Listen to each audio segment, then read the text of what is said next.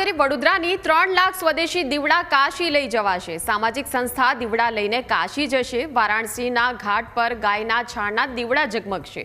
દેવ દિવાળીના દિવસે કાશીના ઘાટમાં પ્રગટાવશે દીવા। અત્યાર સુધી 70,000 દીવા બનીને તૈયાર થઈ ગયા છે। વિવિધ ગૌશાળામાંથી ગાયનું છાણ લાવવામાં આવ્યું હતું। મહિલાઓને આત્મનિર્ભર બનાવવા માટે સામાજિક સંસ્થાનો આ હેતુ છે। રોજિંદા 60 મહિલાઓ દીવા બનાવવાની કામગીરીમાં જોડાય છે।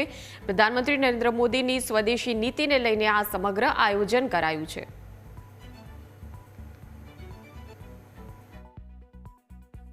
नमस्कार।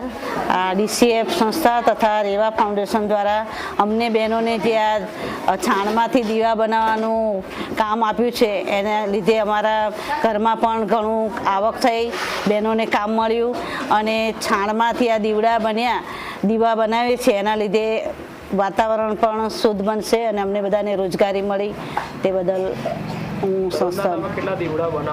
रोजना लगभग अमे बधी बहनों थईने 1001 दीवड़ा बनावीए छीए।